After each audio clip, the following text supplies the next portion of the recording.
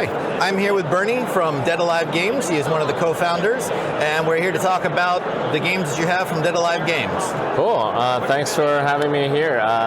Ultimately, we are Dead Alive Games. We've been around for 7 years. This is our third or fourth PAX, and we have about three and a half games, one's in the making. Here we are promoting Cyberpunk Quest, which is a game that we just got into retail. It is a campaign adventure game for 1 to 4 players. You are 4 cybernetic pets trying to save your human who went missing in a world where other humans have gone crazy, and you are learning about the human world and playing the game through the pet's eyes. It is a great game that really brings the family or casual gamers together. You could get people more into campaign adventure games instead of just throwing them into like Gloomhaven or something like that. Yep. So that was the design ethos for it, and we also have a few other games like Lunar Rush. You can see behind me, that is a midway Euro game where time management is key. That's another game where all of our games have like a twist in the mechanic that really changes how the game works without changing the rules too much or making the rules too complex. Now with Cyberpunk Quest, you talk about it's a campaign game. Yes. So most board games, people think you sit down, you play it once through, and then you could always play it again, but it's the same thing. Yeah. So how does campaign work in Cyberpunk Quest? Good question. A campaign game just means it is like your old choose your own adventure books in the past.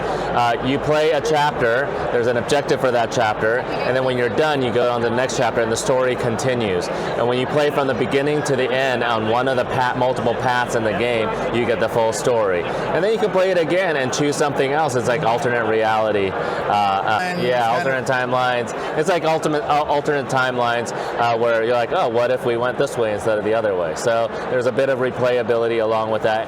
And in a campaign game, because you're playing through a story, everything you do keeps building up. So your skills build up, your items that you get build up, you get to level up, and things like that. So when you're playing the game and you finish one of the chapters, you can literally put everything away, and you've got, what, a character sheet? How do you keep track of what you have? Yeah, good question. Ultimately, we have, it's a little far from me, but usually it's right here, I could grab it. But we have the little cute save envelopes where you can save all of the items that you got and just write down, oh yeah, thank you. Oh, those are cute. And then write down some of the stats, and then your game is saved. And then once you are ready, you go back to the next chapter that you're going to go to, take everything out, and get your stats all to the same place, and it's as if you'd never stopped. All right, and how long does it take to play through one particular chapter? Each chapter takes about 30 to 45 minutes. We joke that it takes less time to play than setting up Gloomhaven.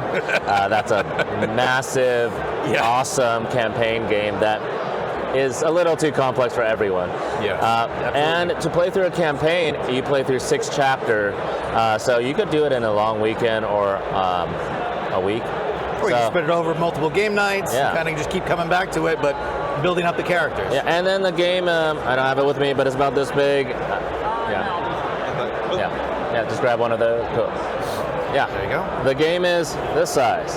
It's easy to take with you, pop in your bag, bring it with you. A lot of people are like, oh, we're going to go on vacation. You could actually finish one run of the campaign on vacation, and this will be your vacation campaign game. Now, you said it was 1 to 4 players? Yep.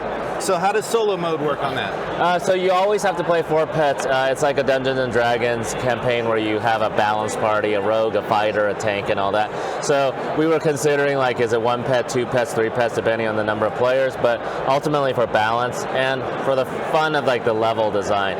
Otherwise, you can't design a thing that needs a rogue, and you only brought the fighter this time. Yep. So you play all 4, but again, using Gloomhaven as our favorite comparison, you can manage all 4 pets probably about the same complexity as managing 1 character in Gloomhaven. That's interesting. All right, and you guys said there's 6 chapters. 6-chapter arc. There are 12 chapters in the game. 12 chapters? Yeah, so it branches a few times in there, and there are little mini bosses that you fight. So in general terms, if you're successful through your chapters, how many different potential endings are there to the game?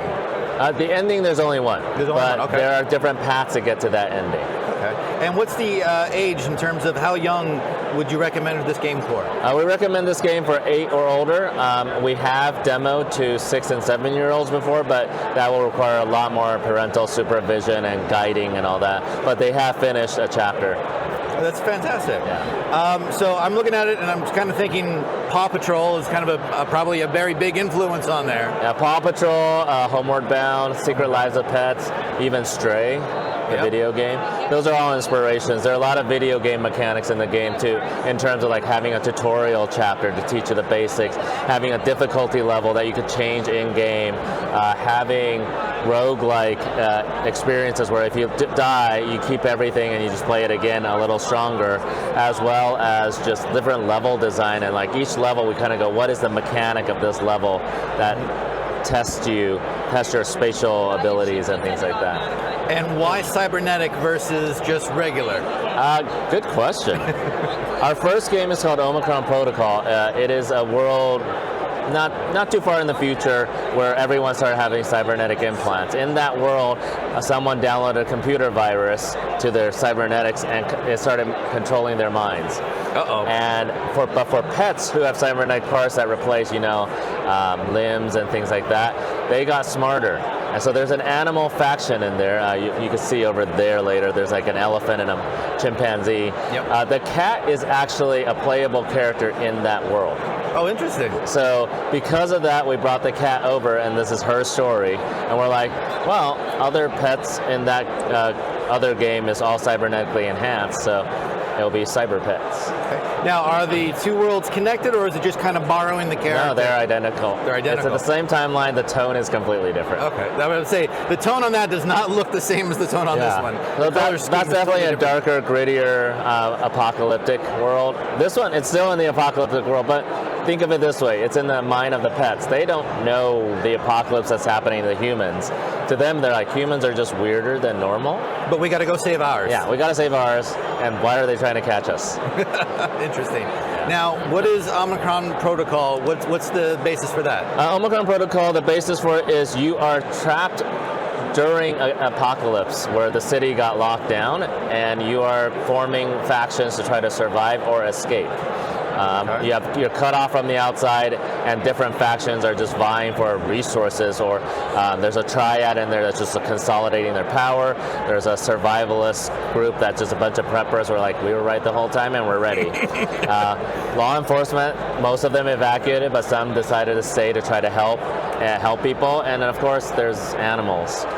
And everyone's like, what? They came from the zoo. They're smarter now. They're like, humans are weird. Let's band together.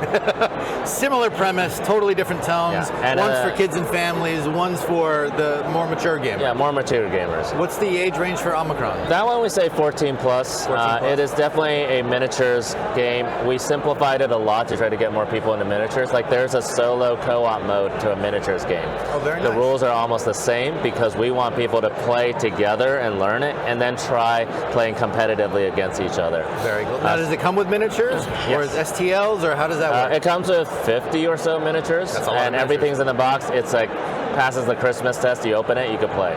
Interesting, very nice. And then Lunar Rush.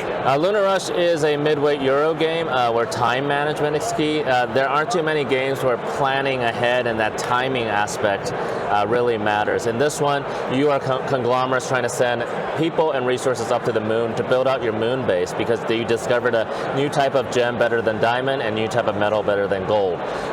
Everyone wants it, you mine it, you send it back, make tons of money. But you can't defy physics yet. If you want your stuff there this turn, you could only put 2 items on your ship. That's right. If you want to wait a turn, 5. If you want to wait 2 turns, 9. So can you pick the right route so that everything arrives at the right time? Similarly, sending stuff back, there's a common market we're selling in, and it's market dynamic. So like I could sell a ton of stuff, but by the time it gets down, it might be only worth half as much because everyone else is selling it. But Costco works for a reason.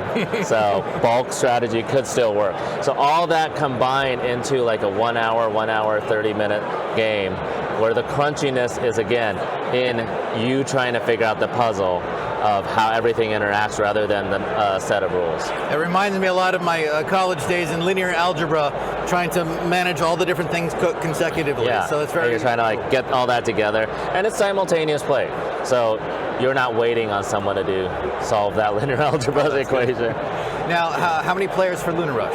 It's 1 to 4, and an expansion is coming out in 2025. So we are going to add a 5th player. And right now, all the ability, like all your bases, are the same right now. So it becomes a asymmetric kind of nice. game. Very nice. Yeah. Now, you said that's coming next year? Next year. And is that going to be through crowdfunding, or are you doing it yourself? Crowdfunding through Kickstarter, yeah. Kickstarter? Yeah. All right. And if people want to sign up for that, or they want to learn more about you, where's the best places to find information? Yeah, definitely check out www.deadalivegames.com. There's no "or" in there. So deadalivegames.com, or any of the social media, just at Dead Alive Games. If you do that, there's a forum. Sign up for the newsletter.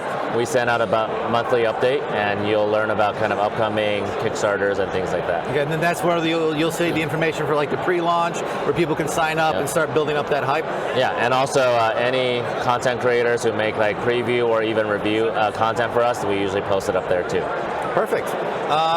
So thinking outside of Dead Alive Games, I like to ask this question for everybody. This obviously is all games here.